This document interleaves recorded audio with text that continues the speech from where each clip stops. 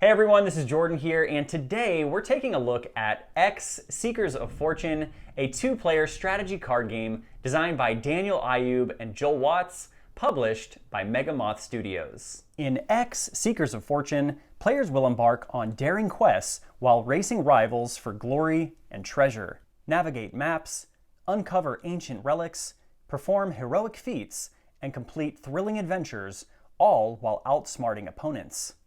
Throughout the game, you must track down leads and complete 4 adventures to unlock your final quest.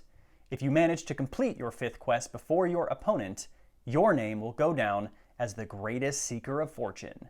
X Seekers of Fortune is live now on Kickstarter. Visit the link in the description below to check it out.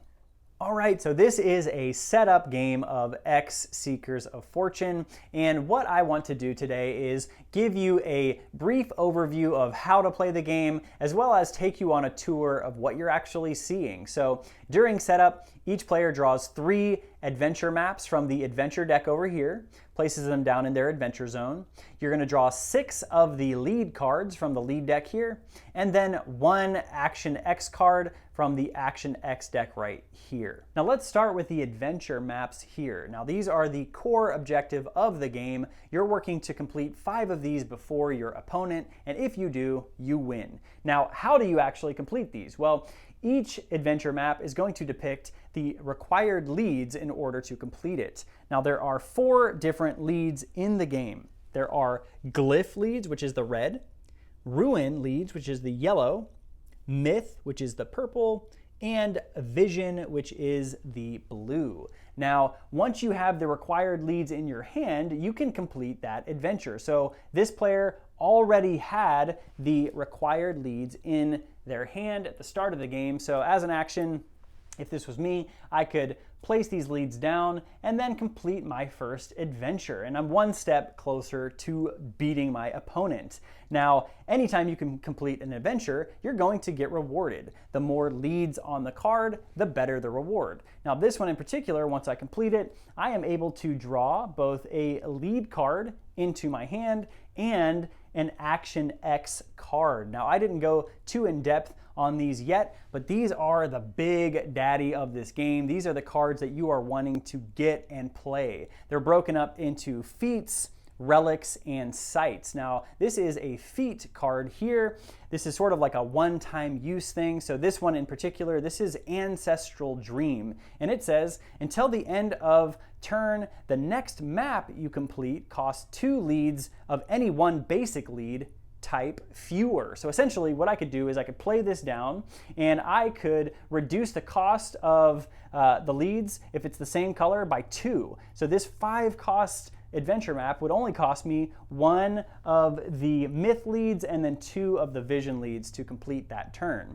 So very, very strong, very impactful, and definitely cards you're going to want to play throughout the game. Now there is one more win condition that's pretty sneaky and it's difficult to pull off, but if you're able to, it's really, really cool. Now, if I have already completed 4 of my adventures and I'm on my final quest, if I have played 7 of these Action X cards throughout the course of the game, you can take the breakthrough action. Now what this does is, first of all, you have to discard 3 of the same type of leads, and once you do, you break through to victory and you win the game immediately. So you sort of skip your final quest, you break through it, and you win, and it's awesome. It's pretty difficult to pull off, like I said, but it's really cool how they added that sort of side quest, that extra win condition into the game. Now that was a very brief overview of X Seekers of Fortune. Now I did not talk about everything you can do. There are a few really cool things that I do enjoy, like the catch-up mechanic. If you're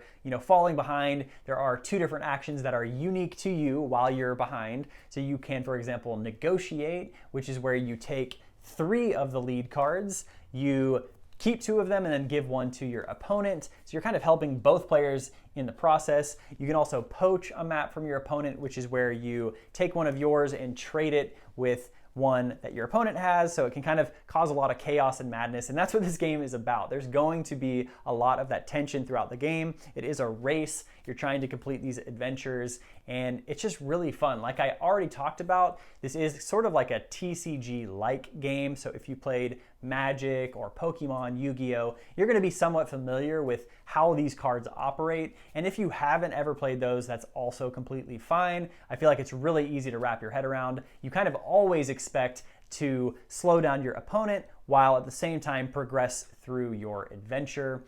Regarding the art, I think the art is really, really unique. It has a very cool stylized approach to it. There's a lot of artists working on this game. It's all real. There's no AI that you're gonna see in this, which is always good to know. And it sort of reminds me of Mage Knight. I don't know, it has that real interesting approach to it. I enjoy it a lot. And the game is just pure fun. You know, I've had the opportunity to play this at a few different game nights. I played it with some of my friends that have come over, and it's really fun. I like the game length. It sits at around 30 minutes. They advertise it at 20 to 40, so that's honestly perfect. I think my first game took a little bit longer than that, just to learn like how the card works and how the game works, but it's really good. You know, I really encourage you guys to check out the Kickstarter if this looks like something you'd be interested in. It is live right now, and you can find the link in the description below. So I appreciate you guys watching and hope you have a wonderful week. This is Jordan here at Totally Bored. We'll see you next time.